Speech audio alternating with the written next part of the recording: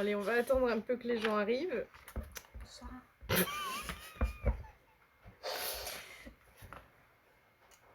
Ouais. Le truc, c'est qu'il faut faire peur tout en rigolant. Non, on n'est pas obligé de Non, faire peur on tout n'est pas en rigolant. obligé. Scinder les choses. Et coucou Anse. Hey, la meilleure est là. C'est clair. Bon. J'espère que vous êtes prêts. Nous, on est un petit peu en retard. On est vraiment désolés. Ça commence, oui, ça commence bien. On va attendre encore un tout petit peu. Voir si des gens ont le temps d'arriver. Salut Anse au passage. Oh, t'es trop mignonne. The Doorbreaker. Bonsoir. Et comment ça va toi aussi? Ouais. On a notre plus grande fan avec nous. Donc on va essayer de faire un live à la hauteur de vos attentes. C'est le premier, donc il va falloir être super indulgent. Pression. C'est clair. Merci à ma copine de m'accompagner dans cette super aventure, On verra après. cette première émission. Voilà, voilà. Je vous ai préparé une petite histoire de derrière les fagots. Et puis moi j'ai envie d'entendre aussi les histoires que tu aurais à nous partager ce soir. Le consortium vous attendait. Ah, j'en étais sûre. Wow. Hashtag Ricardo. Tout de suite quoi. Eh ben écoute, hein, tant pis, hein, si on va commencer. Hein. Oui. Et coucou Alison. Salut. Ah, coucou Anso. Salut à tout le monde. Alors on vous fait êtes... les trucs niais maintenant. Non, c'est pas une émission de trucs niais. Mais justement, on balance de la Oui, niaiserie oui. maintenant et après... Balance la niaiserie maintenant parce qu'après ça va plus Après, rigoler. ça rigole plus les gars. Du coup, on va partager avec vous des petites histoires qu'on a chopées dans nos paniers. Moi, j'ai fait quelques petites recherches, mais toi, j'ai très hâte d'entendre tes petites expériences personnelles de trucs super chelous. Par quoi on commence? Toi. Moi, j'ai dans ma sacoche, j'ai une histoire de fantôme et j'ai une histoire de meurtre aux États-Unis. Ah ouais, lourd. Toi, qu'est-ce que t'as? Lourd. Moi, j'ai une histoire en camping sauvage et une histoire d'extraterrestre. Oh punaise. Pardon, excusez-moi, je suis super excitée. Mais comme je suis l'invitée, je pense qu'il vaut mieux commencer par toi pour me mettre en jambes. Et après, quand je serai bien dans l'ambiance, je balancerai une petite histoire. D'accord. Et du coup, je commence par quoi? L'histoire de meurtre aux États-Unis sur lequel j'ai chopé des petites infos à droite à gauche, etc. Ou une expérience un petit peu plus perso sur un truc de fantôme. Bon, c'est une histoire assez courte, mais ça peut éventuellement te parler. Moi, je pense la mise en jambe sur l'histoire de fantôme, ça me plaît. Ça me parle beaucoup. Ok. Alors en fait, pour la petite histoire, j'ai travaillé pour un célèbre club de vacances il y a quelques années et on s'est retrouvés toutes les deux en formation pour ce club de vacances. Dans une ville en France, voilà, on peut dire. Un bled. Un bled. Et du Un coup... village. Ah bon? Et oui, Anne-Cécile. Oh, je ne vois pas du tout de quoi tu parles. Et du coup, voilà, on a fait notre formation sur ce site. Après, on a tous été renvoyés chez nous. Et puis après, finalement, on a été affectés à différents endroits. Et moi, on m'a rappelé pour revenir sur le site en question. Et donc, c'est un très très vieux théâtre qui a été construit par Garnier lui-même avant qu'il construise l'Opéra de Paris. Avec une vraie scène à l'italienne, enfin absolument magnifique, classée au monument historique. Et donc il y a tout ce théâtre avec au-dessus la costumerie. Au rez-de-chaussée, on a le local décor. En dessous, on a tous les mécanismes de scène et les anciennes loges. Coucou Flo! Non, t'as rien loupé, on est super en retard, donc t'inquiète. Tout juste. Donc, voilà, on arrive tout juste. Donc voilà, j'ai eu la chance de travailler dans ce lieu merveilleux. Et puis bah, je commence à faire mes petites histoires, etc. Le vieux théâtre grinçant typique. Ah oui, complètement. Qui grince de partout, même quand il n'y a personne. Et du coup, voilà, bah, en début de saison, on doit fabriquer tous les costumes, on finit généralement super tard, etc. Et en fait, bah, à un moment donné, un matin, j'arrive au travail, et là, j'ai mon collègue qui travaille les décors, qui donc travaille au rez-de-chaussée, à côté de la scène, qui vient me voir, il me fait « Oh là là, ma pauvre, t'as travaillé super tard hier soir, j'ai pensé à toi, je suis vraiment désolée. J'espère que ça a été. Moi, je suis partie vers 2h30, 3h du matin, donc lui, il avait quitté son poste vers 2h30, 3h. Il dit quand je suis partie, t'étais encore là-haut, ça va, t'as réussi à dormir. Et je le regarde, je dis de quoi tu parles? Hier soir j'étais off, enfin hier j'étais off, donc hier soir j'étais off, j'étais dans ma chambre. Il me fait mais attends, je t'ai entendu marcher toute la soirée au-dessus de ma tête, et la lumière était encore allumée quand je suis partie. Alors, pour tout de suite cadrer l'histoire, j'étais la seule et unique personne sur tout le monde à avoir les clés de la costumerie. Donc à avoir accès à cet étage supérieur. La seule. Ça te donne une nouvelle perspective sur le théâtre. Je suis contente d'être partie avant la saison. Et donc en fait finalement, ouais, au fur et à mesure de mes investigations, je me suis rendu compte qu'il y avait un 3e étage en fait. Non. Tu savais ou pas? Non. Et en fait il y avait un 3e étage, c'était un grand appart, alors j'ai jamais pu rentrer dedans.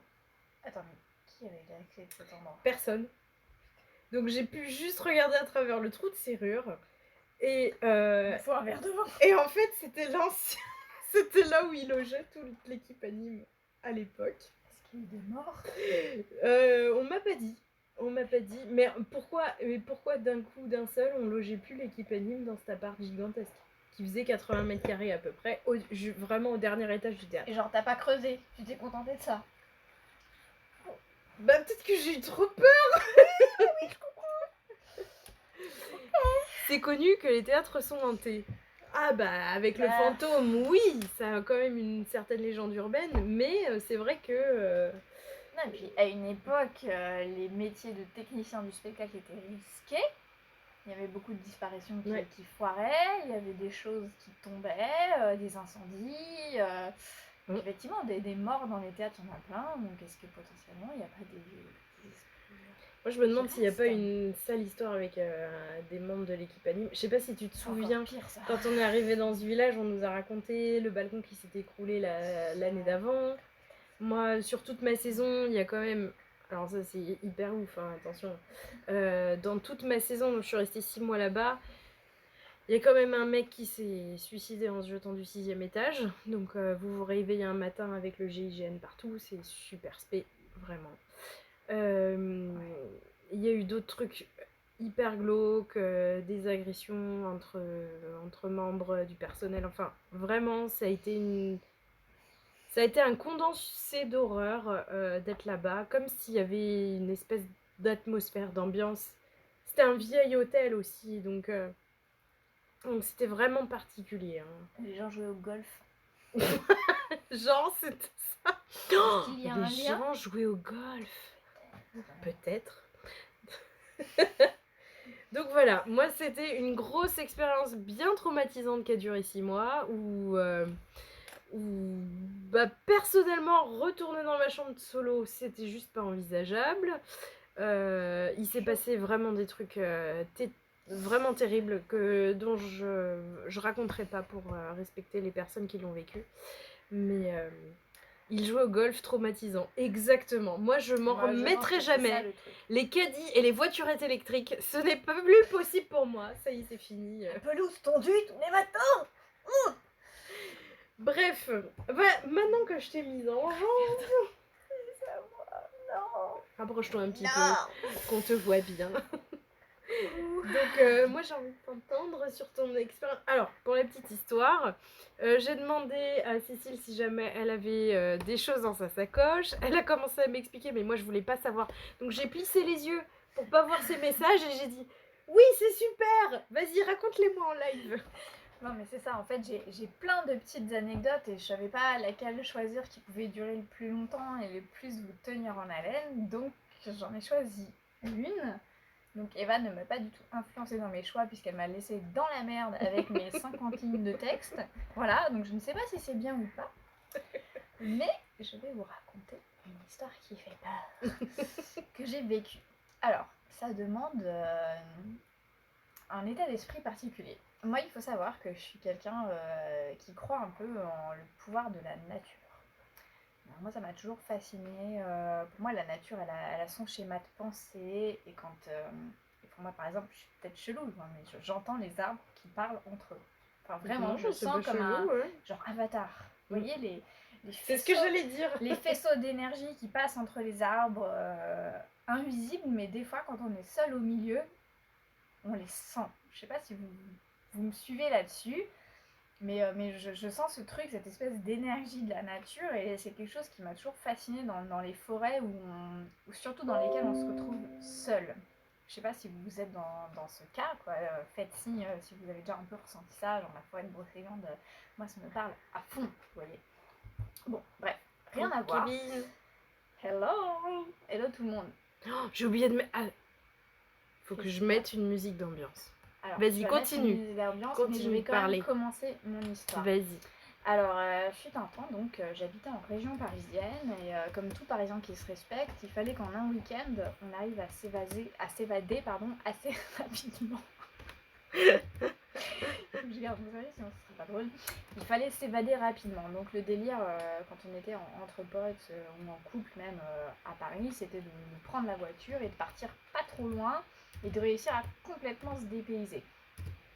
Donc avec mon copain de l'époque, on avait une voiture et donc on proposait à un autre couple d'amis de venir avec nous en voiture. Donc on a embarqué les tentes et tout, et en fait on se cherchait une forêt dans laquelle on pouvait faire du camping sauvage. Parce que voilà, c'est hyper excitant en tant que Parisien de faire du camping sauvage. Genre, il n'y a pas de limite, on est en forêt, c'est super et tout. Donc, on décide de charger la voiture avec les tentes de seconde, les matelas gonflables, de quoi faire des petites grillades, et on part sur l'autoroute en direction de Fontainebleau, où il est parfaitement interdit de camper, hein, et donc on doit passer Fontainebleau et chercher un peu une forêt où personne va venir nous dire le camping sauvage est interdit, voyons. Donc c'est pas si simple, hein. Donc en fait, qu'est-ce qui se passe? Elle est flippante cette musique. Je vais te prendre une voix très grave. Oh oui, tu as raison. Alors attends, juste, je réagis sur le live, le pouvoir des elfes de la forêt. Oui, tout à fait. Exactement. Exactement. Et Kevin, il faudrait que je raconte les histoires sur les ovnis. Ah oui, j'ai moi, vraiment très hâte. Quand je parle. Et moi, on n'entend pas quand je parle. Donc, ok. je vais parler. Kevin, j'ai très hâte d'entendre tes histoires effectivement sur les ovnis parce que je pense que là, t'as des super histoires dans ton sac à dos. J'en ai aussi sur les ovnis, mais il n'est pas question de ça pour le moment. Donc, on finit par sortir de l'autoroute avec nos voitures de Parisiens, chargées jusqu'au plafond de trucs inutiles pour faire du camping sauvage. Je te coupe 2 secondes. Juste pour la petite histoire drôle, c'est vrai que Cécile, à partir du moment où il y a 2 cyprès qui s'enchaînent sur une route, pour elle c'est la campagne. On la chambre depuis des années avec ça, c'est très rigolo. Vous allez aussi comprendre des choses ce soir. Donc on sort de l'autoroute, on arrive dans un bled sans lumière, il faisait déjà nuit, et on cherche notre fameuse forêt, sans savoir absolument où est-ce qu'on allait atterrir. Donc on était avec notre voiture à chercher un amas d'arbres, concrètement, puisque en tant que Parisien, un amas d'arbres, c'est une forêt, et à se dire, on prend pas un truc trop gros, comme ça, ils viendront pas nous emmerder, si on fait du camping dans un petit truc tranquille, ça va. Donc on prend un petit chemin de terre jusqu'à une motte d'arbres conséquente, assez conséquente pour faire ce qu'on pourrait appeler une forêt. Et là, on décide de garer la voiture à l'orée du bois, hein, et de prendre sur notre dos les tentes de seconde, le matériel de camping pour pas retourner la voiture, parce que voilà quoi. Et puis bon, bah une petite forêt se présente, sans prétention, ni belle ni moche, mais suffisamment grande pour qu'on n'en voit pas le bout. Voilà. On arrive, on trouve une petite clairière où visiblement d'autres gens avaient déjà campé. On se dit bon, on sait déjà où est-ce qu'on va faire le feu de camp pour crâner les chamallows et les merguez. On pose la tente 2 secondes, on met les matelas dedans, il y a des moustiques, tout va bien, vraiment tout va bien. T'es sûre que t'étais pas dans le sud en fait? Non, non, il y a des moustiques, même à Paris, je vous assure, en plein mois d'été, on en a aussi. Il n'y a pas les cigales qui chantent, mais voilà. Donc en fait, t'es en train de me dire que t'as tous les inconvénients sans les avantages. Non, Si, j'arrête si, de si, te couper, si, j'arrête de si, te couper. si, parce qu'on était déjà coupés de la ville, c'était l'objectif. Et donc, on avait nos tentes 2 secondes posées, donc juste à côté du feu. Nos matelas gonflés, notre petit matériel, nos petits sacs, on avait fermé les voitures et on n'était que nous. Donc on était 4, notre feu de camp et la mini-forêt. Enfin, de notre point de vue en tout cas, ça ressemblait à une mini-forêt. De toute façon, si une voiture était arrivée, vous l'auriez repérée finalement. Totalement, totalement. En fait, on était au milieu de nulle part. D'un point de vue parisien du terme, il n'y a pas un lampadaire. Pour nous, on est à la cambrousse complète. Voilà. Et visiblement, personne n'allait nous emmerder parce qu'on faisait du camping sauvage, ni même un feu. Tu vois, un feu, en fait, ça ne se repérait pas parce qu'il n'y avait personne pour voir le feu. Donc, on a fait notre petit feu de camp, on a pris à manger et tout. Et puis, forcément, on arrive en fin de repas, on se dit bon, on va pas se coucher maintenant. Ce serait dommage. Qu'est-ce qu'on pourrait bien faire au milieu de la nuit? Et là, on commence à dire, si on allait se balader. Mais t'es pas sérieuse? Bien sûr que si. Mais pourquoi la forêt est minuscule. Allons voir jusqu'où va cette forêt. Et là, voilà. Donc à l'époque, c'était pas trop la lampe torche sur les téléphones, c'était vraiment la vraie lampe torche à pile, la Maglite, tu sais. Vrai Maglite des films qui a un faisceau très directif, tu vois, à travers duquel tu vois pas trop. Voilà. Et on dit, bon, courageux que nous sommes, partons à 4. Quittons le camp à 4 pour être ensemble et surtout, règle d'or, on ne se sépare pas. Oui, genre, on fait 2 équipes de 1, une à la cave, une au grenier. Voilà, donc là on s'est dit, non, les gars, on part à 4, on revient à 4, normal, tu vois. Bon, on commence à marcher, il se passe strictement rien. Notre feu est éteint. Il y a de la lumière nulle part, on n'entend que le bruissement des feuilles avec le vent, il n'y a même pas d'animaux qui font du bruit. Peut-être c'était bizarre. Oui, déjà. Je sais pas. Et on part à 4. Avec donc 2 lampes torches, une par couple. Parce qu'on va rester entre couples jusqu'au bout. Et on part, voilà, on fait notre petit chemin et tout. Et puis au bout de genre 10 minutes de marche, franchement il se passait rien. Mais vraiment rien. On avait essayé de se faire peur avec des petites histoires. Franchement, on dit, c'est bon. On va rentrer, chacun dans nos tentes, on va faire ce qu'on a à faire et tout. Et il y a un couple qui décide de rentrer. Il rentre. Donc, il ne reste plus qu'une lampe torche, moi et mon copain de l'époque. Moins de lumière du coup. Et moi, en fait, comme je vous ai dit, je suis très réceptive ça va être hyper cliché, mais aux ondes de la forêt. Je sais pas comment expliquer ça, mais en gros, je sens quand une forêt est vivante et qu'elle est pas habitée, mais que ça vit, que c'est en train de pousser, que ça grouille et tout. Et mon mec de l'époque se foutait complètement de ma gueule là-dessus. C'était... Ouais, ok. Voilà. Et donc voilà, donc j'étais seule dans mon délire, mais genre complètement. Ce qui fait qu'au bout d'un moment, il me dit, bon, je rentre. Tu veux pas rentrer, Cécile? Je fais, non, je vais profiter un peu de la nature. Mais non! C'est ouf! Et du coup, je te laisse la lampe torche. Donc il me laisse la lampe torche, parce qu'il voyait encore celle de nos potes, qui partaient, ils étaient partis il y a 2 minutes, donc il part avec mes potes. Et il me laisse avec la lampe torche. Mais non, mais jamais je laisse ma... Et du coup, je suis toute seule. Mais comme j'ai une lampe torche, je vais forcément les retrouver. Ça va vachement te défendre. Non, j'ai une lampe torche. Je vais retrouver mon chemin. Franchement, on avait fait, je sais pas, 50 mètres. Et il y avait que nous dans la forêt. Et je pense que si je faisais 50 mètres de plus, je me retrouvais sur l'autoroute. Globalement, on était vraiment pas loin de la civilisation. Okay. Donc voilà, il n'y avait pas de quoi flipper du tout. Et franchement, moi, très naïve à l'époque, pas du tout accro aux films d'horreur, aucun problème parce que je me retrouve toute seule en forêt avec une lampe de poche, donc je ne connaissais pas la longévité des piles. Ah putain! Donc il part, donc je regarde dans quelle direction il part, j'entends rigoler avec les potes au loin et tout. Je me dis, bon, bah, je vais m'éloigner un peu pour plus avoir le bruit du groupe et que je sois tranquille, quoi. Voilà. Et je marche, et puis bah lampe torche, elle grésille. Je trouve que la musique est particulièrement adaptée à ce moment-là. Et genre, elle grésille, genre, comme quand dans les films d'horreur, il y a un esprit qui passe à côté. Vous savez, ça fait frétiller un peu les lumières. Et genre, ma grande lampe torche grésille. Et moi, je me dis, ah, c'est bon, il n'y a plus de pile. Tu la secoues un peu pour qu'elle remarche, mais elle grésille toujours. Là, tu fais, d'accord, bon, bah, je vais rentrer, c'est pas grave, ils sont partis par là, en direction opposée, c'est cool, c'est super et tout. Et évidemment, en rentrant, comme elle grésillait, la lampe torche, c'était juste qu'il n'y avait plus de piles. Ah bah le mysticisme, il y avait juste plus de piles et elle s'est éteinte. Et donc là, il fallait que je retourne vers le camp, que je croyais être à 50 mètres. Mais sans déconner, je ne voyais plus aucune lumière. Oh putain! Quand je vous dis, j'étais dans le noir total. Je te l'avais dit, meuf, je te l'avais dit. 50 mètres, non. Non, c'est jamais. Enfin, j'ai pas la notion des distances. Je crois que tous mes potes peuvent approuver. Oui, c'est ça. vrai. J'ai pas non plus le sens d'orientation. C'est ce qu'on appelle le C'est sens vrai. d'orientation dépolarisé. C'est-à-dire quand je suis sûre qu'il faut aller dans une direction. C'est l'inverse. Vous prenez c'est à l'inverse. 180 degrés d'opposé C'est ça. et là, vous êtes dans la C'est bonne. ça. Voilà. Véridique. Elle est horrible cette musique. Et donc, je revis l'instant. C'est affreux. C'est ça. Et donc, j'ai plus de piles dans ma lampe. Et je suis dans le noir total. Je sais dans quelle direction aller. Et là, bah, les gens qui ont confiance en eux, ou les artistes qui n'ont jamais confiance en eux comme moi, vous comprendrez cet état d'esprit qui est, je suis sûre que c'est par là, mais je me fais pas 100% confiance. Donc vous cherchez des indices.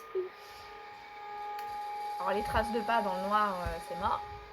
Les branches cassées dans le noir, c'est mort aussi. Donc vous faites confiance un peu à vos yeux. Vous dites, mais si je vois une lueur, c'est forcément le camp. Ou si j'entends juste un éclat de rire, c'est forcément par là qu'il faut que j'aille. Ok ? Donc là, je m'arrête et j'écoute un peu mes 5 sens. Et je me dis, ok, bon, Mais je sais que c'est tellement par là. chié dessus. Je sais que c'est par là, il faut que j'y aille. Ok ? Et il y avait, dès quand je vous dis aucun bruit, Mais non. il n'y avait aucun bruit. C'est-à-dire que ça ne bruissait même plus dans les feuilles. Mais c'est pas avait- possible. Il n'y avait personne qui rigolait, il n'y Mais avait si pas t'étais à d'oiseaux. 50 Il y avait pas- mètres. Mais pour moi, j'étais à 50 mètres, mais peut-être qu'on avait fait plus. C'est-à-dire le temps, pour moi, il avait été très rapide et ils étaient partis ensemble. Et pour moi, ils auraient dû garder les lumières allumées. Mais oui. Voilà, donc pourquoi il n'y avait plus de lumière dans aucune Mais des c'est ça. directions? Genre... C'est pas possible. Donc pourquoi dans Pardon. aucune des directions il n'y avait plus de lumière? Et est-ce que la direction dans laquelle je pensais aller, enfin, est-ce que cette C'était à direction l'inverse. était la bonne? Non, mais non, je ne pouvais pas être dans la mauvaise puisque j'allais dans une direction, je me dis ok, je me retourne à 180 degrés et j'y vais. Et j'avais commencé à marcher, j'avais encore de la lumière. Donc j'étais punaise. sûre d'aller dans la bonne direction. Et il y avait là aucun bruit. Et pour moi, aucun bruit dans une forêt. Parce qu'une C'est pas forêt, possible. une forêt c'est plein de vie. Oui, pour moi. Il faut qu'il y ait ce il y a des bruissement de feuilles, insectes. Il y les a... insectes, les rampants, les oiseaux, juste les arbres qui bougent en fait. Ah, je vais m'endormir. Voilà, il n'y avait plus de bruit. Et pourquoi je les voyais plus? Et pourquoi je les entendais pas? Enfin, en plus, c'était des mecs, une copine, ils parlaient fort, ils étaient censés rigoler au feu de camp. Enfin, bon, le feu de camp, on savait qu'il s'était éteint sur la route en partant. Oui, mais ils étaient à 3. Et Ils auraient pu le effectivement, rallumer, oui. il y aurait pu y avoir de la lumière et tout. Et pourquoi? Pourquoi d'un seul coup j'avais l'impression d'être genre seule? Mais vraiment seule. Genre il y avait même plus de forêt en fait, j'étais juste seule dans le noir. Pourquoi? Et bah du coup là je commence à paniquer.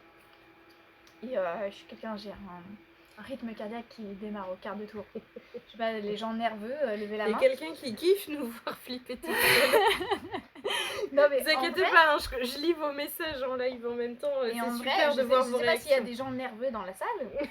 Mais quand t'es nerveux et que t'as un coup de flip, en fait, c'est comme si ton cœur, d'un seul coup, il doublait de vitesse. Tu vois, genre comme ça fait kiffer, tu vois. D'un seul coup, et du coup, tu commences un peu à suffoquer. Donc c'est pas une crise de panique, tu vois, c'est juste ton cœur, il s'est un petit peu emballé, tu vois, y a pas de quoi flipper, quelque part. Mais là, d'un seul coup, j'avais eu un petit instinct de survie qui se dit, petite poussée d'adrénaline, chérie, là, va falloir trouver des gens. Des gens, quelque chose et tout, machin. Donc je ne voyais toujours rien. Et là, j'entends un rire. Ah, c'est Seb, coucou Seb. Et là, j'entends un rire. Et là, je fais oh putain, ils sont là. Et là, je fais putain, c'était dans quelle direction? Ah putain. Là, je fais ok, il y a eu un rire. Il y a forcément une lumière, un indice, quelque chose. Donc là, je me tourne à 360 degrés. Et il n'y a rien. Mais attends, ils avaient fait exprès d'éteindre les lumières ou quoi là? Bah, je pense. Ah, les bâtards. Je pense. Ils savaient. Enfin, en fait, je n'ai même pas jamais dit que j'avais peur en forêt ou dans le noir ou quoi, mais je pense que mes potes avaient fait exprès de me faire flipper. Mais du coup, j'avais aucun bruit et j'ai quand même entendu un rire. Mais le fait de me tourner à 360 degrés sur moi pour me dire mais d'où vient le rire, bah je savais plus vraiment dans quelle direction. Oh non, putain. Fallait que j'aille. Pou, pou, pou. Cécile, c'est la fille illégitime de Zoro, Roronoa et d'une elfe de la forêt. Ouais, ou Dory, si tu veux, dans Nemo. Le trouble. Ça me va bien aussi, ça me va bien aussi. Voilà, Dory dans Nemo, tu vois, genre. Mais qu'est-ce qu'on faisait déjà? Où est-ce qu'on allait? Qu'est-ce qui se passe? Et du coup, bah, j'ai flippé ma race et donc j'ai appelé genre la honte ultime. Oui, en fait, pourquoi t'as pas fait avant? Bah, je sais pas, j'avais un peu honte, tu vois. Je me dis, bah, la honte quoi. Je suis Et un du coup, j'ai alien. fait au secours! Y'a quelqu'un! Eh oh! Au secours, j'ai peur. C'est le petit eh oh qui résonne même pas parce qu'il n'y a pas de mur en fait. C'est le eh oh qui se perd dans le néant et tu fais ok, au secours, au secours. Et finalement, au bout de 5 minutes à faire eh oh, mon mec m'a fait Cécile, on est là! Oh, Mais genre, c'était horrible comme le son venait de près. Oh non! Sérieux? Je te jure. Ça venait Oui, de donc ils tellement avaient près. En fait, clairement ils avaient fait fait exprès de Oh, plus les faire de bruit et de se putes. cacher, les enfoirés. Les putes. Pardon. Ah non, mais clairement. Et genre là, j'ai fait vous étiez là pendant tout ce temps? Je fais ouais, tu nous as bien fait marrer. Franchement, c'est pas cool. Non, c'est pas cool. Franchement, c'est pas cool du tout. Mais en même temps, je suis hyper réceptive. Non, à mais ce moi genre de aussi. truc, donc c'était Mais trop moi, tu me kiffant fais pour ça, eux de me faire Jamais ça. de la vie tu me reparles. Franchement, je te défonce. Je te défonce. Kevin, moi je suis un alien. À l'armée, on m'appelle l'extraterrestre. Ça m'étonne pas, tiens. Pardon, excuse-moi, je t'ai dit. Ça m'étonne pas. C'est pour ça que j'ai hâte d'entendre tes histoires d'aliens. Ah putain. Comme tu dis, l'armée nous ment. Ah mais c'est Nous clair. sachons. Non mais est-ce qu'on peut parler des aliens? Est-ce que j'enchaîne sur une histoire d'aliens ou pas? Enfin, vite fait. comme J'ai tu un veux. petit truc, c'est un petit truc de rien du tout. Bah vas-y. Du coup, Kevin, tu vas pouvoir rebondir. Peut-être que tu as plus d'informations que nous. Voilà. Alors, donc moi, un jour, j'étais en vacances sous les tropiques, enfin en Grèce. Oh, les tropiques de ouf. Les tropiques européens. Tiens. Non, mais c'était quand même des super vacances trop cool. Je sais pas si vous savez d'ailleurs en Grèce, mais enfin en tout cas moi quand j'y étais en août, la lune était énorme. Genre quand la lune se levait, parce qu'il y avait un lever de lune, genre c'était énorme, genre 10 fois la taille qu'on la voit en France, quoi. Enfin, un truc de fou. J'avais pas l'habitude de ça. Bref, ça n'a rien à voir avec l'histoire. Ah non! Désolée, je ne pourrais pas tout dire malheureusement. Ah, je rage quitte! Suspense. Ah! À l'armée, on m'appelle extraterrestre. Ok. Et du coup, moi, je suis, je suis sensible aux histoires d'extraterrestres aussi. Enfin, je suis assez réceptive en fait à tout ce qui sort un peu du normal, on va dire. Et les histoires d'extraterrestres, ça me fascine un peu, mais sans pour autant donner crédit à tout. Et, voilà, je suis juste open là-dessus. Mais je crois que ce que je vois, C'est un truc de ouf. T'as pas entendu? Non. T'as pas entendu le bruit dans le babyphone? Ah, c'était le babyphone? Oui, mais je l'ai pas allumé là-haut. Je te jure, je l'ai pas allumé là-haut. On peut pas écouter du bruit, non, c'est ta chaise qui vient. Non, c'est le babyphone. Le babyphone, il est allumé là. Mais j'y ai pas touché. Il y a la musique à la Je peux aller vérifier le babyphone. Finis ton histoire. voulez flipper? Faites un gosse. Faites un gosse, les gars. Voilà, donc... Je te jure, Bah, éteins-le! je l'ai éteint. Ça ne résout pas du tout l'énigme de qu'est-ce que c'était que ce bruit. Parce que j'ai entendu un Ah, truc, tu l'as entendu mais aussi? je n'étais pas sûre que ça vienne de là. Bah sinon, je sais pas d'où ça vient. Parce que clairement, ça venait de derrière. Non. Est-ce que ton chat est là? Non, mon chat est pas là. Clairement, ça venait... Clairement, ça venait de Eva a derrière. aménagé dans une maison avec des esprits. Et on va continuer Non, cette arrête, histoire arrête. comme si de rien n'était. Faites une séance de PVE. Ah non, j'ai trop peur, franchement, je te jure. C'est quoi Mais PVE? PVE, tu connais pas les PVE? C'est quand t'enregistres des sons, mais en fait t'entends ce qui s'est passé que sur la bande magnétique. Donc c'est que quand tu repasses le truc que t'entends. Mais j'ai rien. Parce qu'on a vraiment envie de faire ça chez nous, en fait. Parce qu'on aurait peut-être peur d'entendre trop de trucs. Donc attendez, deux secondes.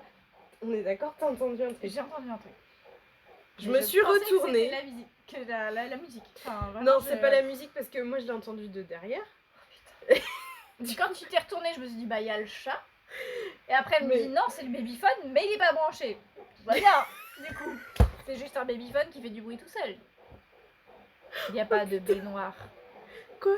Attends. C'était une conférence de Le shampoing? Ouais, alors Annecy était carrément un level au-dessus de nous là. Pas compris. Annecy nous dit, as-tu déjà assisté à une conférence de shampoing Dans dans ta ta baignoire? Arrêtez, c'est super flippant. C'est pour... Ah oui, je sais pourquoi il dit ça, la saloperie. Je vais aller chercher mon chat dehors, je n'y vais pas, j'envoie... Non, j'ai pas oublié, non. NC. Laissez Ah, la votre chat saloperie. tranquille. Je suis vexée. Mais non, mais en plus, c'est pas une blague de toi, hein. Bah, moi, je vois pas de quoi vous parlez. Bon, alors en fait, à l'époque, je vivais en colocation avec Anne-Cécile, présente sur Je me souviens sur de ce cette point. Et j'ai 2 petits frères. Et un des 2 petits frères est venu passer un séjour à la maison. Et un jour, je rentre dans la salle de bain pour prendre ma douche. Et je vois tous les flacons de shampoing alignés sur le sol de la baignoire. Et là, je dis, c'est quoi ce bordel? Donc je les appelle tous les deux, je dis, qu'est-ce que vous avez branlé? Pourquoi vous avez fait ça et tout? Et les deux, morts de rire, ils me regardent, ils font, ben on n'a rien fait. Et ils se renvoyaient la balle mutuellement. Franchement, ils se renvoyaient la balle. Anne-Cécile, mon petit frère, Anne-Cécile, mon petit frère. Impossible de savoir qui avait positionné foutu shampoing. Et les deux étaient morts de rire et moi j'étais en train de flipper au milieu, genre, mais arrêtez, moi je crois aux fantômes. Bon, fin du suspense, c'était vraiment mon frère, mais il est tellement pince sans rire qu'on a réussi. Enfin, c'était impossible à déterminer que c'était lui. Ah, c'était ça la conférence de shampoing. C'était ça la conférence de shampoing. Fallait dans ta baignoire, mais fallait. C'est mignon, voilà. c'est mignon. Non, c'est pas mignon du tout quand tu le vis, je te jure, c'est pas mignon. Et cela n'élucide pas le truc de ouf qui vient de se passer avec le babyphone. Je dis ça, je dis rien. Hein. On verra plus tard si le babyphone nous reparle encore. Non, là, je l'ai éteint. Il va peut-être nous parler quand même. Oh, arrête. Donc, je disais expérience d'OVNI assez simple au final. Hein. J'étais donc en vacances, c'était le soir et on était tous au bord de la piscine en train de boire l'apéro, tout ce qu'il y a de plus normal. Il faisait nuit noire, piscine rétro-éclairée, ambiance un peu jet set spa. On n'avait pas de coups dans le nez parce que moi à l'époque j'étais mineure, donc j'étais au jus d'orange, je sais plus quoi. Je devais avoir 16 ans, je crois. Et à un moment donné, gros bruit dans les airs, genre comme si un avion de chasse était en train de passer en pleine nuit, vraiment pas loin, et vraiment à une distance, enfin ouais, on l'a trop bien entendu, c'est-à-dire moi, habitant Paris, j'entends des fois des avions de chasse qui passent, ça fait pas ce bruit-là. Là, c'était vraiment assourdissant, et donc tout le monde lève la tête, on voit rien, et d'un seul coup, on voit des lumières passer donc dans la nuit noire au-dessus de nos têtes, et franchement, il y avait beaucoup trop de lumière, et ça faisait beaucoup trop un triangle un peu genre. Ça, c'est pour toi, Kevin. Hein. Ça fait un peu genre, voilà, je te fais le dessin. Un triangle comme ça. Nous séchons. Avec du vert, du rouge, du blanc et du bleu. En lumière clignotante. Et on s'est tous regardés, genre. On l'a tous vu. Tout le monde l'avait vu. Ok. C'était quoi? Bon, un avion de chasse de l'armée, un prototype, un truc, enfin voilà, tout le monde avait ses petites spéculations, de machin et tout. Ouais, genre l'avion de l'armée, il survole à 15 mètres du sol, ça paraît normal à tout le monde, c'est bon, on est tranquille avec ça, ok. J'y connaissais rien, mais je trouvais ça chelou quand même. Et coup de bol, dans les amis de mon père qui étaient donc en vacances avec nous, il y avait un pilote d'avion de ligne, donc qui s'y connaissait un petit peu en avion. Et donc on se retourne tous vers lui, on lui dit bah c'était quel avion du coup? Et Norian il me fait Franchement, aucun. Franchement dans les avions de ligne, aucun à cette forme. Et même dans les avions de l'armée, ça fait pas des triangles en fait. En général sur un avion, tu alertes sur la position des extrémités des ailes. En fait, il n'y a aucun intérêt à attirer l'attention ni sur l'avant ni sur l'arrière, parce qu'en fait, ce qui compte, c'est les extrémités, parce qu'on sait dans je sais pas, il y a un espèce de code de vol que tu ne peux pas naviguer entre les deux extrémités qui clignotent, donc il n'y a aucun intérêt à indiquer plus. Et si c'est un vaisseau de l'armée, en général, soit ils volent carrément à l'aveugle sans aucune lumière, puisqu'ils sont comment dire, en mode fantôme, enfin, il y a un terme technique pour ça, mais j'y connais rien. Et donc il n'y a aucun intérêt à mettre plus de lumière que sur les extrémités des ailes. Donc là, quel était l'intérêt que ça clignote de partout? Et si ça avait été un vaisseau entre guillemets amateur, un petit avion random de particuliers ou un jet ou autre, même chose, aucun intérêt d'avoir autant de lumière et ça n'aurait jamais fait autant de bruit. On ne saura jamais. Kevin qui nous dit, à vrai dire, je connais un pote qui est pilote de Rafale. Il m'a clairement dit qu'il avait des avions secrets, qui est dans une gigantesque base souterraine dans les Alpes. Dans les Alpes, si près que ça. Après, la technologie est inconnue. J'en étais sûre. J'en étais sûre. Putain, truc de ouf. Ouais, c'est clair. Bah écoute, je t'invite à regarder sur Google le TR... Oh merci, j'adore. On regarde TR3B. Ah, 3B, pardon. Donc ouais, pas de soucis, on regarde ça juste après du coup, parce que ça m'intrigue ton histoire. Putain, de ouf. T'avais pas ton histoire aussi de meurtre aux États-Unis? Si, j'ai une histoire de meurtre aux États-Unis. Alors peut-être que certains d'entre vous la connaissent déjà, peut-être que toi aussi, j'espère pas. Parce que c'est quand même mieux si on connaît pas tous les tenants et les aboutissants. Je voulais ce soir vous parler de l'affaire de Gypsy Rose et Didi Blanchard. Ça te dit rien là comme ça? Je sais pas si vous qui regardez, vous en avez déjà entendu parler. Il y a énormément de vidéos qui traînent sur YouTube, sur internet, etc. Ceux qui connaîtraient, je vous invite à pas spoiler s'il vous plaît dans le chat, parce que ce sera un petit peu dommage de casser un peu le storytelling. Et pour les autres, je vous invite donc à venir découvrir avec nous ce soir cette histoire qui est assez ouf. Alors j'espère que que j'arriverai à la retranscrire du mieux possible. Donc en fait je voulais vous parler ce soir de l'histoire de Gypsy Rose et Didi Blanchard. Donc Gypsy Rose en fait est la fille de Didi, pour retracer un petit peu. Et en fait en juin 2015, j'ai plus la date exacte en tête, il y a un statut un petit peu bizarre qui pop sur le Facebook de Didi Blanchard et qui dit clairement I killed that bitch. Donc j'ai tué cette. Là, les gens qui sont en contact sur son Facebook commencent un petit peu à s'interroger, à se dire mais attendez, elle s'est fait hacker son compte, c'est pas possible, etc. Et donc ils commencent à poster des commentaires du genre tu t'es fait hacker ton compte et machin chose. Et désolée, j'essaie de gérer le son en même temps parce que c'est un peu fort. Et en fait, quelques minutes après, un nouveau commentaire se poste. Et ce commentaire disait j'ai saigné cette truie et j'ai violé sa fille. Elle a crié tellement fort, lol. Donc là, les voisins, la famille commencent réellement à paniquer. Coucou Ryoshan. Commence réellement à paniquer et appelle le 911. qui est donc le numéro d'urgence aux États-Unis. Et il demande à ce qu'une patrouille soit envoyée sur place.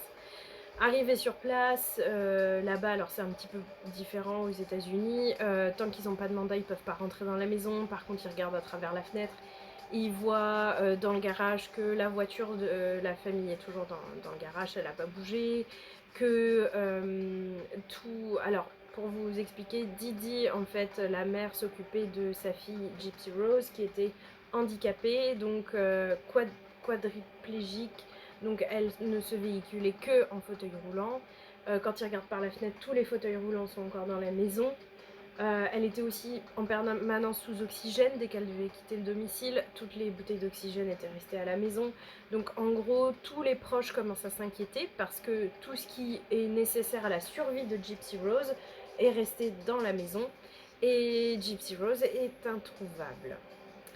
Donc il commence à lancer des recherches en parallèle de l'attente du mandat pour pouvoir rentrer dans la maison.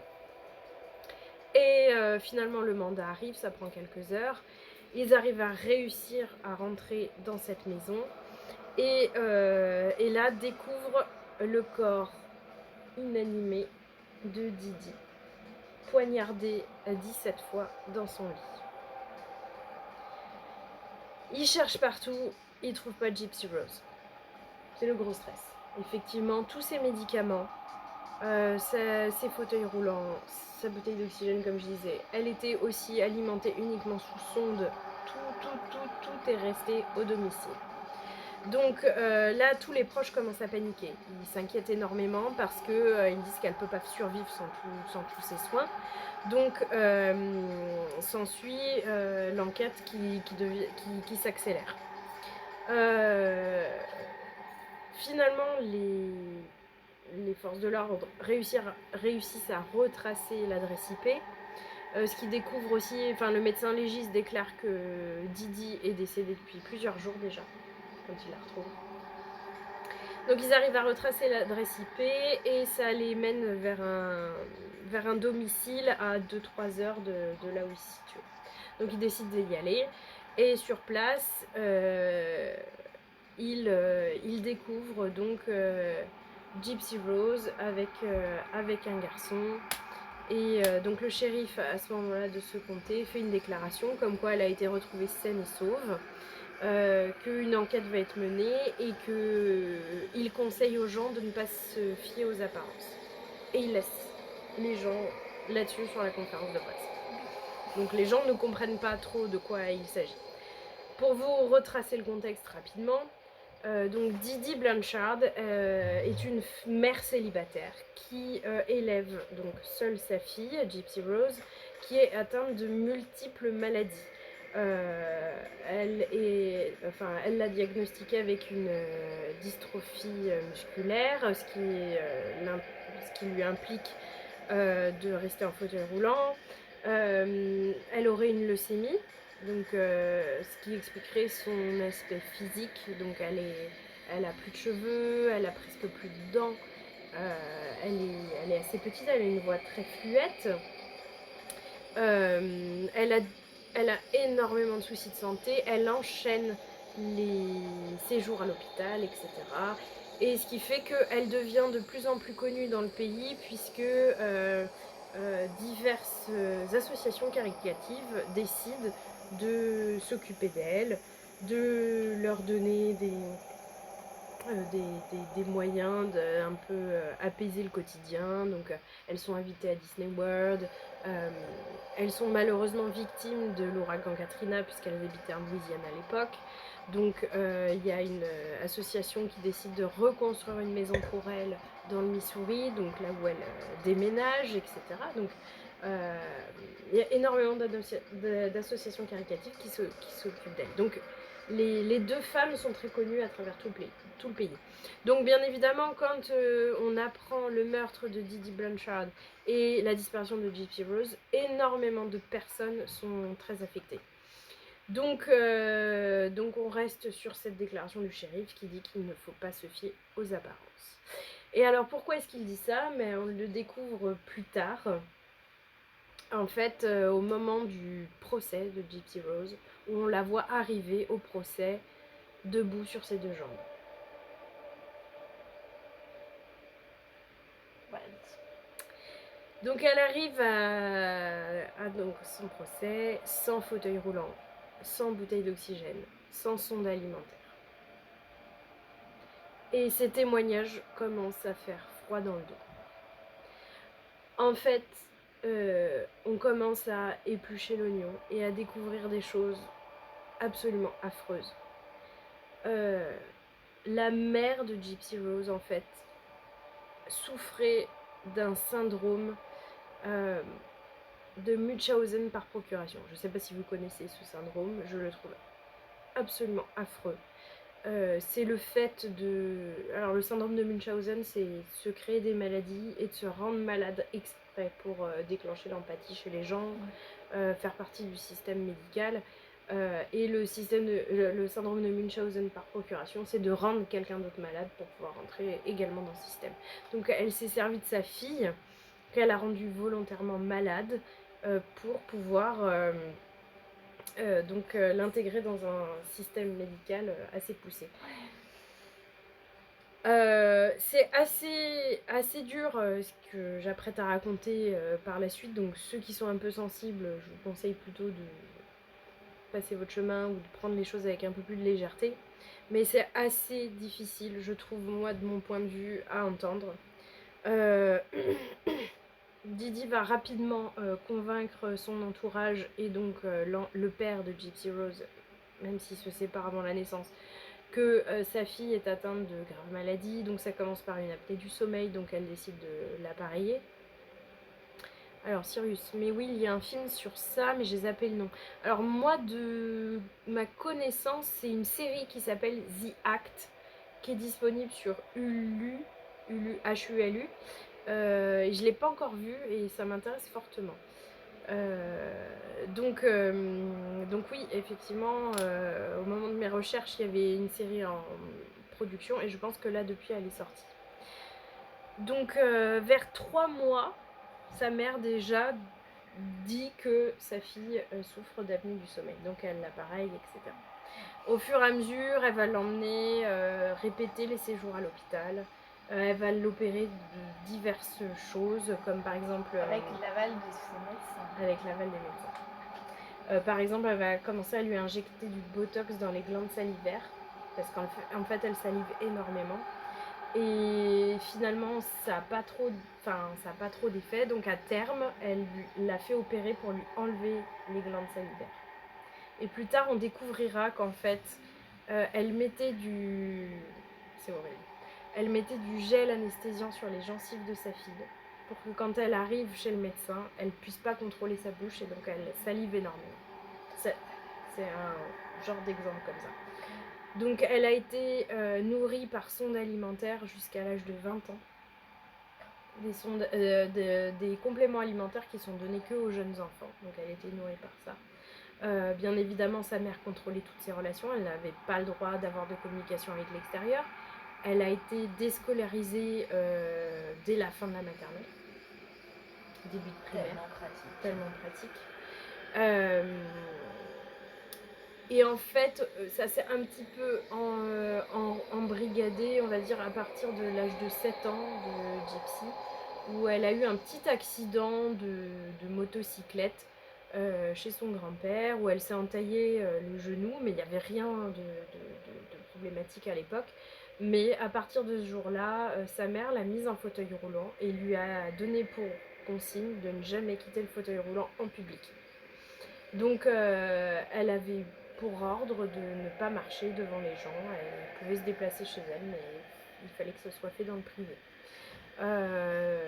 Pendant longtemps, elles ont été interviewées. Il y a des émissions de télé qui sont venues chez elle, etc.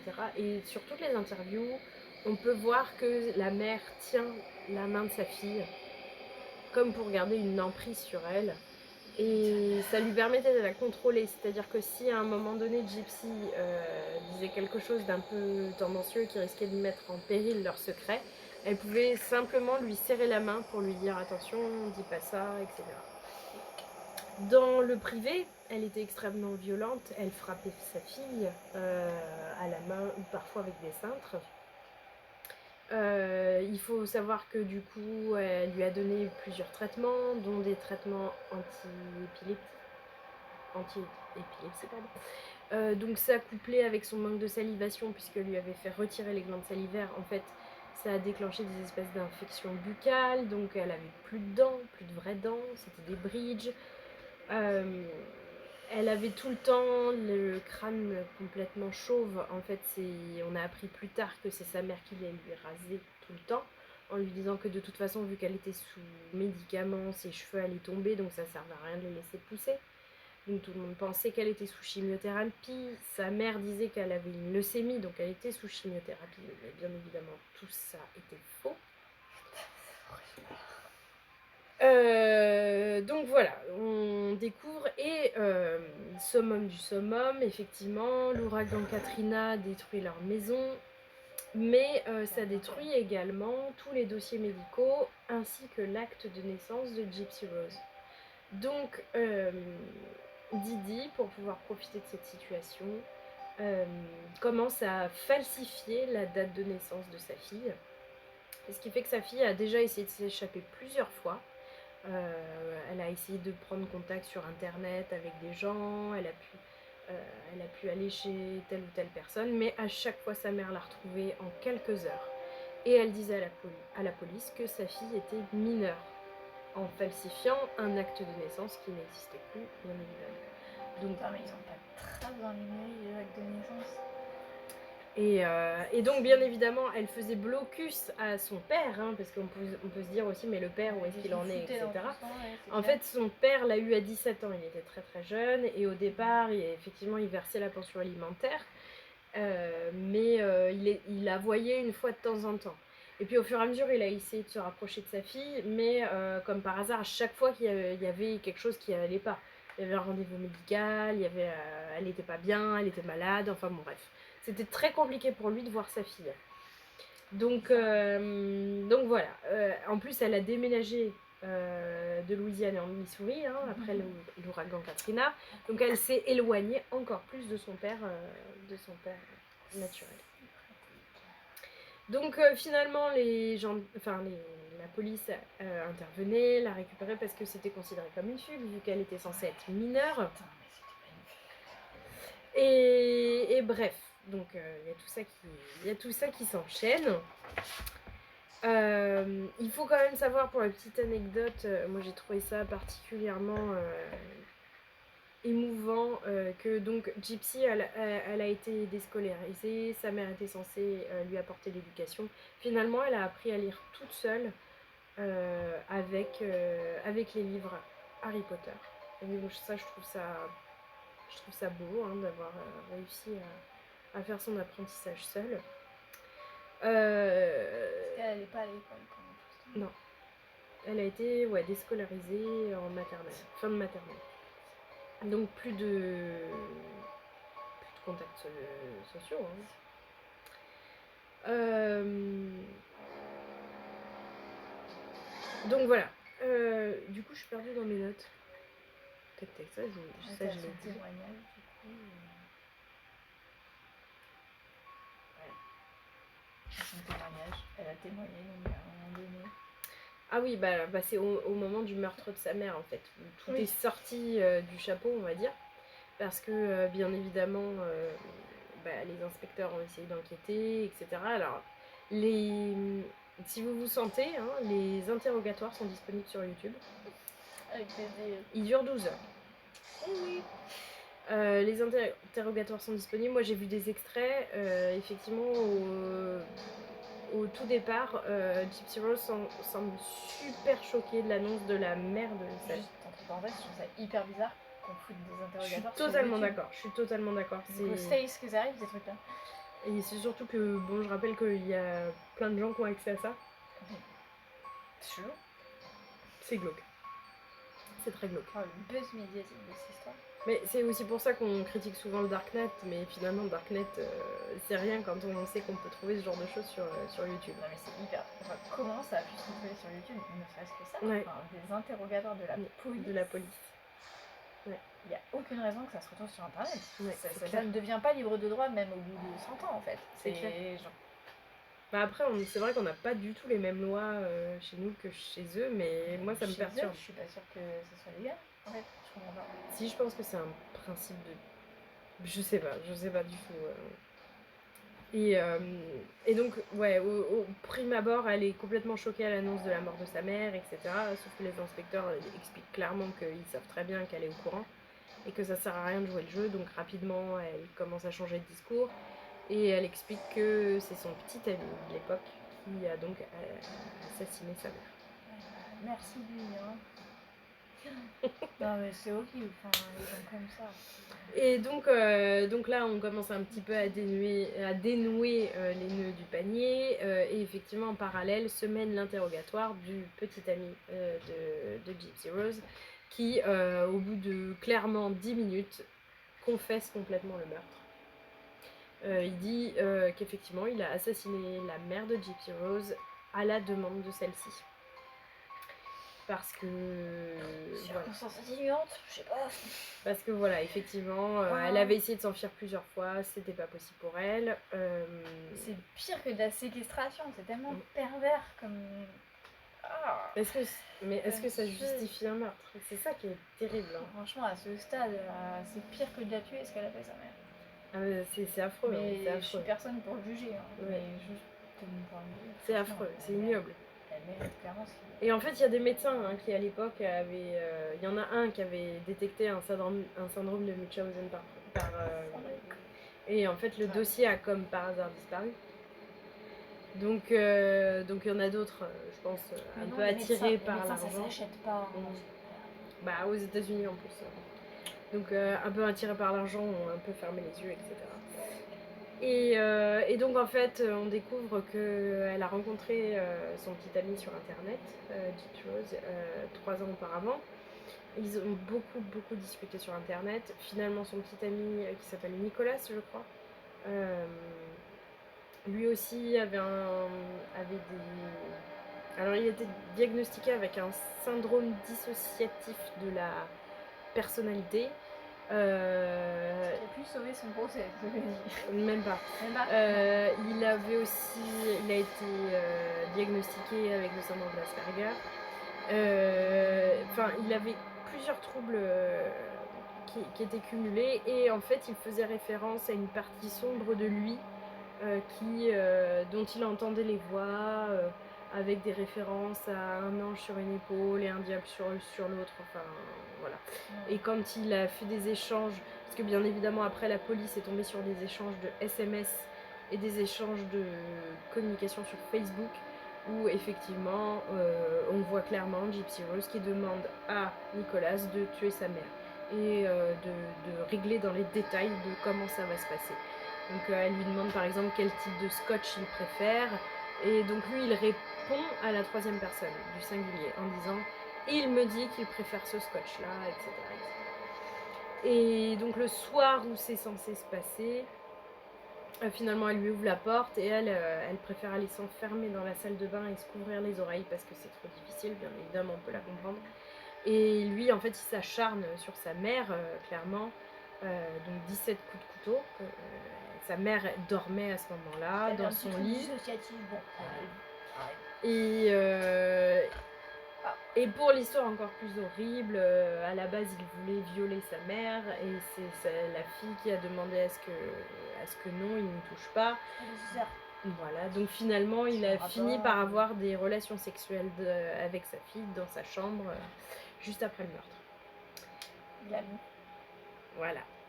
Sympa. Non, c'est affreux parce que c'est une histoire. Ça justifié, non, mais quelque part, elle a quand même bousillé la vie de sa fille. Enfin, c'est pas quelque part, elle a mutilé et transformé la vie de sa fille. Enfin, c'est ça, mais en plus sa fille a grandi avec ce modèle de manipulation. Exactement, je veux dire, c'est bien, enfin, oui, il y a la mutilation physique, il y a la mutilation psychique, enfin, faut s'en sortir d'un truc comme ça. Enfin, pour moi, c'est pire qu'un meurtre. Un meurtre, à la rigueur, ça s'arrête là, tu vois. Mais là, la fille, elle doit tout se reconstruire. Bah, surtout que, chose que j'ai pas précisé depuis le début de l'histoire, c'est-à-dire qu'au moment du meurtre, donc quand on a découvert Gypsy Rose et qu'on a commencé à creuser et à enquêter, donc officiellement elle était mineure, d'après les dires de sa mère, mais en fait, elle avait 23 ans.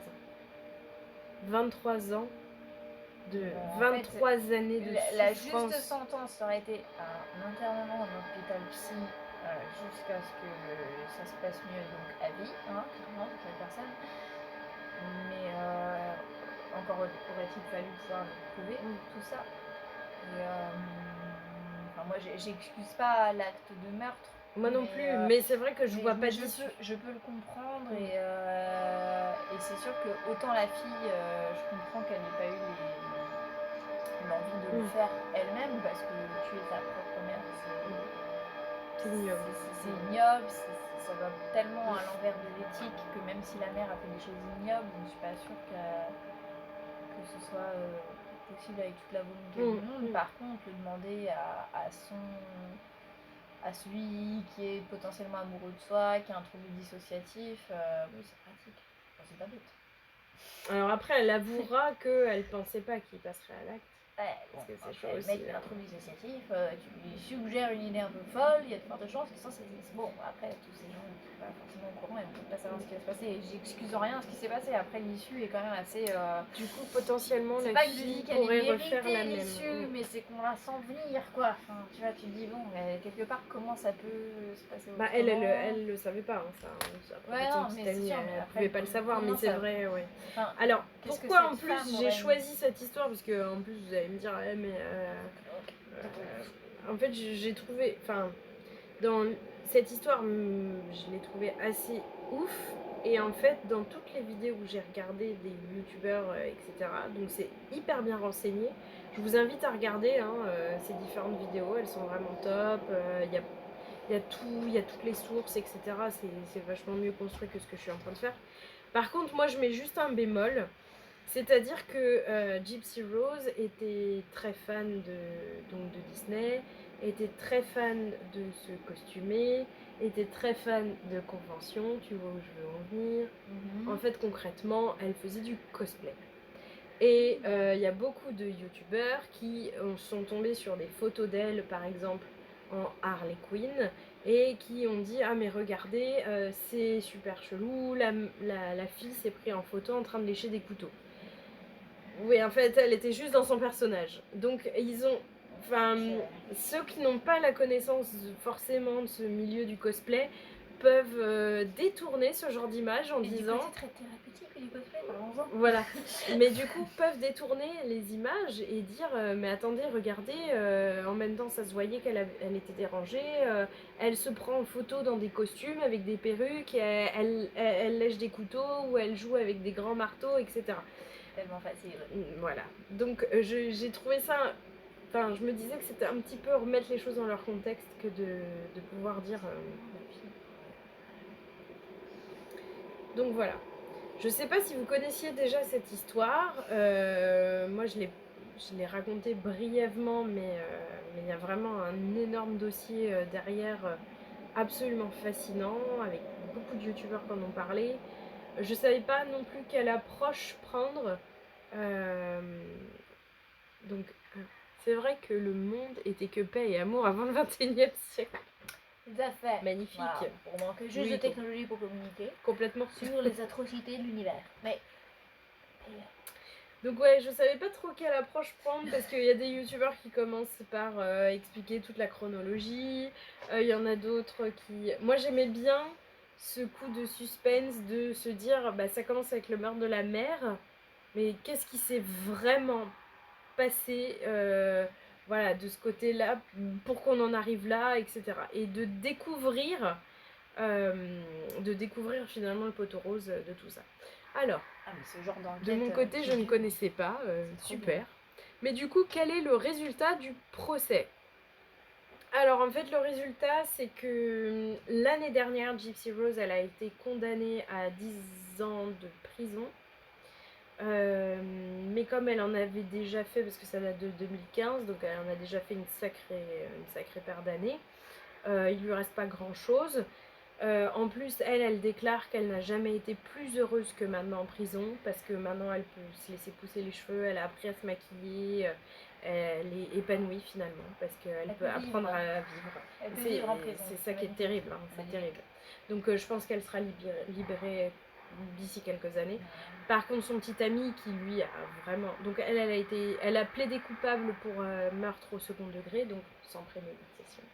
Alors qu'il y avait quand même préméditation. Et finalement, son petit ami, lui, a été condamné pour homicide au premier degré, donc prison à perpétuité. Voilà. Limite, elle est moins en prison que quand elle était avec sa mère. Bah, c'est exactement ça. C'est un peu leur sentiment, ouais. c'est clair. Une sacrée histoire, je ne pensais pas que ça pouvait exister, ce genre de maladie. Ouais. Ah, c'est vrai. Ouais, le syndrome de Munchausen, moi, c'est quelque chose qui m'a toujours énormément terrifiée, parce que j'ai entendu beaucoup d'histoires à ce sujet. Je trouve ça vraiment horrible. Surtout appliqué à quelqu'un d'autre. Mais et surtout à son enfant. Son enfant, c'est criminel, quoi. C'est comme... Ouais. C'est pas tant vouloir garder l'enfant pour soi, c'est non, c'est attirer l'attention à soi. Attirer l'attention de son enfant dans une position de faiblesse. Mais pour l'avoir à soi. Pour l'avoir à soi, mais que tout le monde le sache. C'est pervers à un degré. Mais ça serait intéressant de savoir l'origine d'un tel syndrome, enfin, qu'est-ce qui a pu provoquer un tel syndrome chez cette personne. Quel est le traumatisme de l'enfance, oui, complètement. Avant tout ça, quel est le véritable... Oui, parce que ça vient jamais de la lune. Symptômes, est-ce que c'était d'elle ou d'une génération avant, de son enfance à elle? Waouh, bah, potentiellement, c'est voilà, c'est un... pas son psy. Bah, il aurait fallu qu'elle en consulte un, je pense. Voilà, si elle en avait eu un, ou si elle avait eu un journal, ouais, on aimerait bien savoir. Ça n'expliquerait pas tout, mais ouais, ça donne envie de s'y intéresser. Ouais. Très dur. C'est assez intense.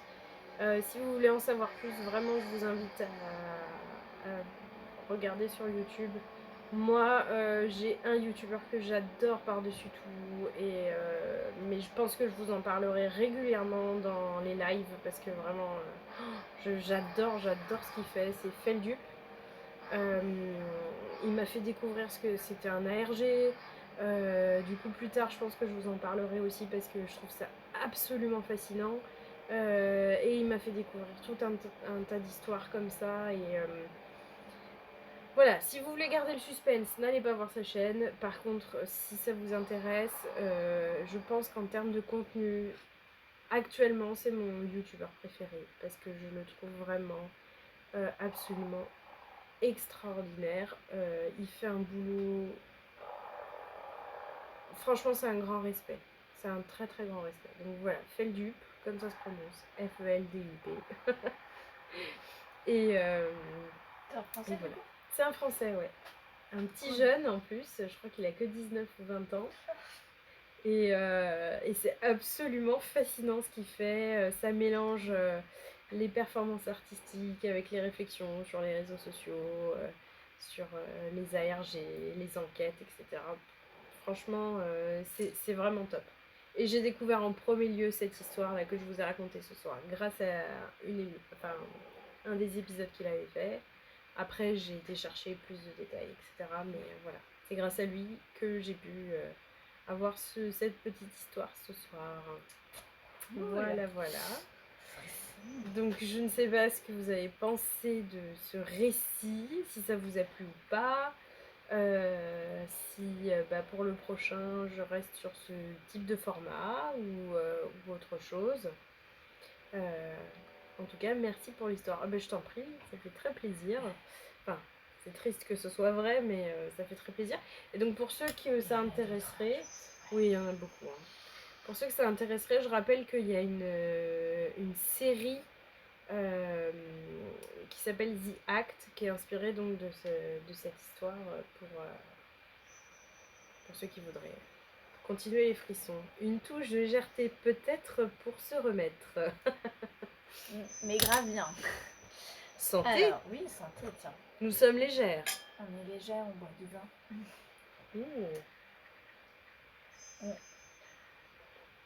Moi, comme je suis invitée que maintenant et qu'après je vais partir, je serai plus là dans les autres lives.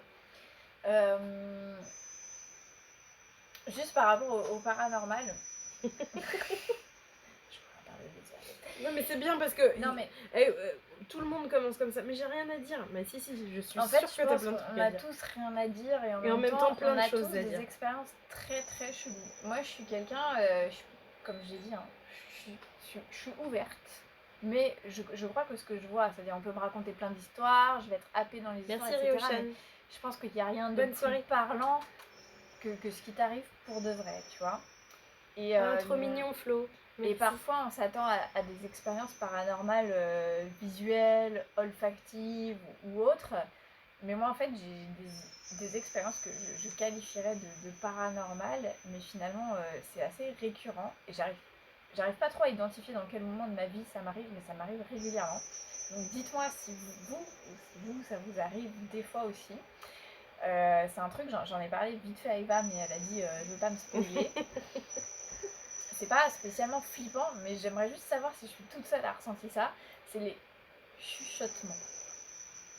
C'est-à-dire Alors, c'est-à-dire, dans des circonstances où je suis dans le silence complet et où je réfléchis sur des trucs plus ou moins banals, remise en question de papier ou autre, on entend des... Enfin, moi, j'entends des chuchotements, mais pas en dehors de ma tête. C'est un peu en moi, mais c'est comme un... Comment dire? Ça fait comme un souffle. C'est-à-dire ça chuchote et ça souffle à l'intérieur de moi. Et je sais pas dire si ça vient de ma tête. Je suis folle. On me prend pour une folle, ça y est. Mais je sais pas si ça vient de ma tête ou si c'est un truc en dehors que j'entends ou si c'est un film que je me fais. J'ai des histoires de fantômes vécus. Je sais pas si c'est des Sirius. fantômes. Voilà, Je serai invitée. Je sais pas si c'est des fantômes ou autre, mais est-ce que vous avez, déjà eu cette expérience du chuchotement, mais comme un chuchotement intérieur? Tu sais, on dit des fois, putain, ah, c'est ma petite voix qui m'a dit que... Alors, moi, je vois pas ça comme une petite voix parce que ça parle pas vraiment, mais souvent quand j'ai une sensation de déjà-vu, et j'en ai très souvent, et je pense que ça arrive à tout le monde, mais quand on a une sensation de déjà-vu, souvent quand je suis seule, je me dis, putain, c'est marrant, c'est comme si j'avais déjà pensé à ça, exactement au même endroit, dans la même circonstance, à la même heure, il y avait la même lumière, tout était... Oui, ça m'arrive tout le temps. Exactement en même temps, voilà, une expérience de déjà-vu, et c'est comme si j'avais un chuchotement qui acquiesçait. Mais genre, ça fait comme un... Ah mais arrête! Un petit souffle. C'est Là, clair! Je sais pas comment dire. Allumez le babyphone! Mais en fait, c'est toi qui as fait sur le babyphone. Si. Et va fuir. Ouais, je m'en vais en courant, je vous laisse tous seuls avec elle. C'est pas dans ma tête, c'est genre... C'est pas là, c'est pas dehors, c'est comme un peu dans la poitrine ou dans le fond de la gorge et ça fait un petit... Oh non, attends! Non, mais moi, c'est pas des chuchotements. Mais... Non, t'as jamais entendu... Non. Vois, Non. Je kiffe ce final. ça vous est jamais arrivé? Alors, non mais ça y est. Moi, j'entends, dans ma colonne vertébrale, j'entends un truc. Mais je pense que c'est du liquide qui passe. Je sais pas ce que c'est, du sang, machin. Mais si. Et quand j'étais petite, j'avais l'impression que c'était des pas dans la neige. Mais maintenant, en grandissant, je me rends compte que alors, ça pas fait du tout la même... Non, parce que moi, c'est... Non mais c'est pareil, ça fait un souffle. Tu l'appelles comme tu veux. Ça fait comme un... Non, c'est ton liquide. Ça fait un souffle. Non, ça ne... C'est pas liquide. C'est... Oui, mais ça résonne là. Ça résonne là. C'est la poitrine et dans la gorge, un peu gorge-poitrine, et ça fait un... The Doorbreaker, vous allez commencer à entendre le son de The Grudge, vous allez bégayer. Oh putain, arrête. Non, c'est pas ça. Non, arrêtez, moi j'aime pas The Grudge.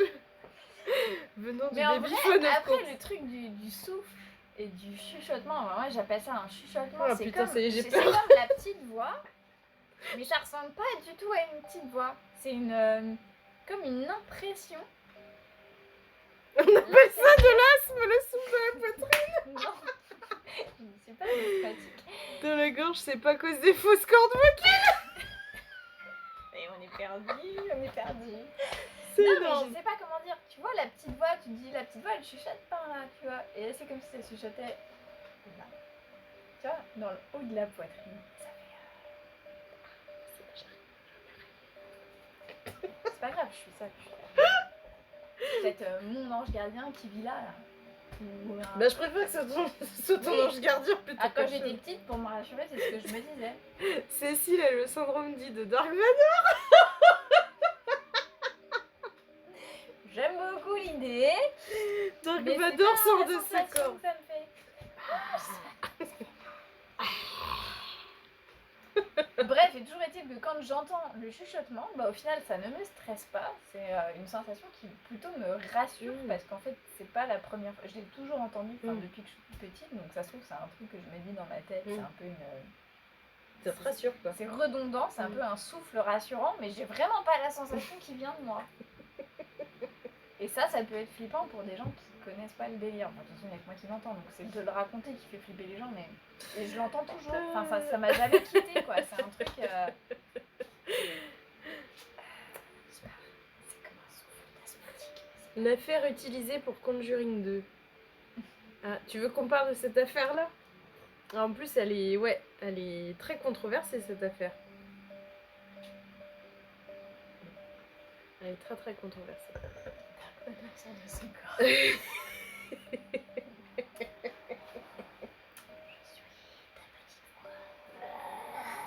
Ou alors c'est juste Cécile qui est enrhumée. Ou alors je suis juste folle. Mais bon, ça. Scoop. Bah faut en garder pour les prochaines fois, exactement. Tu vas aller voir le 3, je suppose. Quelle question. Bien évidemment. Occulture a sorti un super reportage dessus. Oui, je l'ai vu. Mais bien sûr, je regarde Occulture. Également. Mais oui, en plus, eux, ils sont très documentés sur les cas Warren, qui sont hyper intéressants. Et par contre, le 3, ouais, je sais plus de quoi ça parle comme dossier, mais je l'ai vu passer. Si Je suis toute seule avec ma petite voix. Je crois, hein. En tout cas moi perso je partage pas ça. J'ai cru pendant un moment que c'était mon truc dans la moelle épinière, mais apparemment c'est pas du tout c'est ça. pas liquide, c'est de l'air. Après ça dépend peut-être de ton... Oui, voilà, de ce que t'entends, de ce que tu ton ressens. totem, de ce qui traverse, Ouais. les arbres, tout ça. Comment passer pour une allumette? C'est trop ça. Donc bref, bon bah il va falloir un truc léger pour terminer quand même. C'était léger ça. De quoi? De comprendre que t'as une voix dans toi là qui te chuchote des trucs. Que je suis Dark Vador. Oui, c'est léger quand même. Bon, ça va. Je sais pas. Bon, Je t'avais listé quoi? La bonne nouvelle, c'est que le babyphone ne s'est pas rallumé, qu'on n'a pas entendu de bruit. Mais peut-être si on le rallume, on va en entendre. Alors qu'il n'est pas connecté, tu as dit. Qu'est-ce qu'on fait? Non, Non, alors il est pas allumé en haut. On l'allume et s'il n'y a pas de bruit, tout va bien. S'il y a un bruit, on commence à flipper. Ok. C'est ça la note légère. Il On va pas fait y ça avoir de bruit. La note légère, ouais, genre. On va faire un EVP. On va faire un EVP de l'espace, mais c'est une note légère. Tout va bien. Si tu veux te déconnecter, c'est maintenant.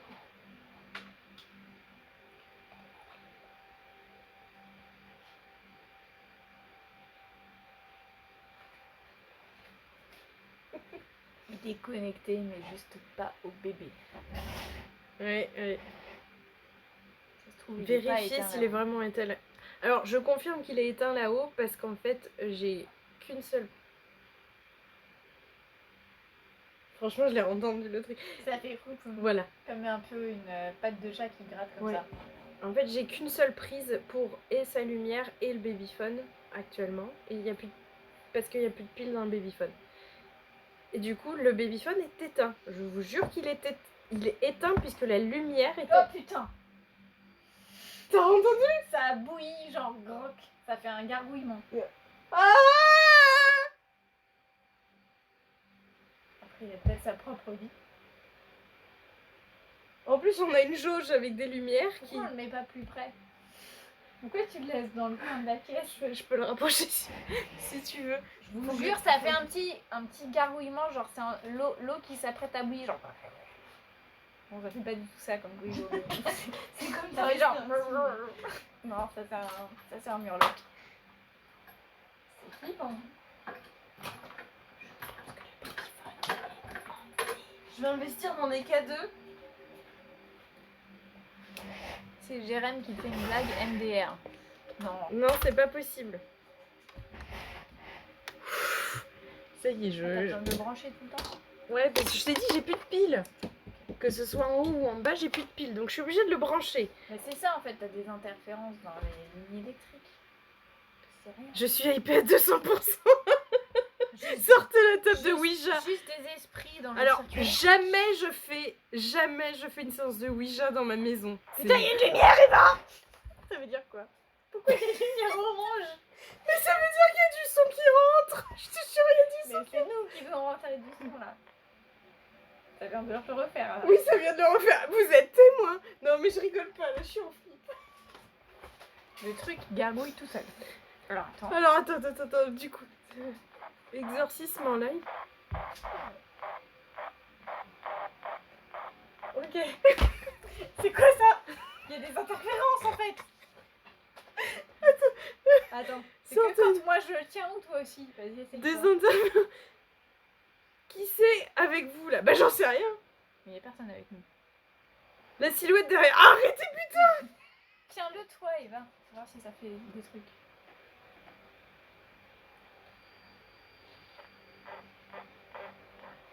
Ok, c'est des interférences.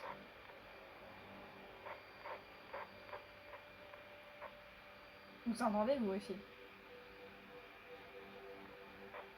Ah oui, putain, C'est c'est quoi chaud. si une bouge MDR? Non, arrêtez, c'est pas drôle ça. Non, aucune raison qui bouge, on est toute seule. C'était ça qu'on entendait. C'est James, c'est Omaru.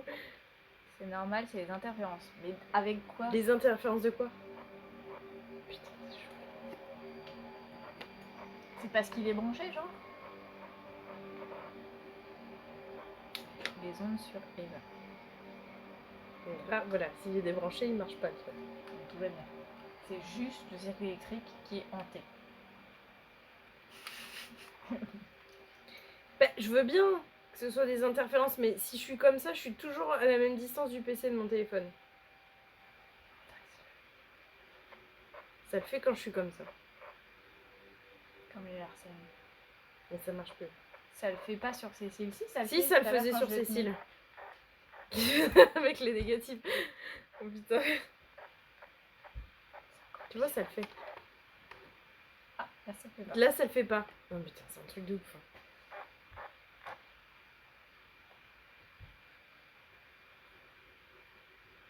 Ça le fait pas là.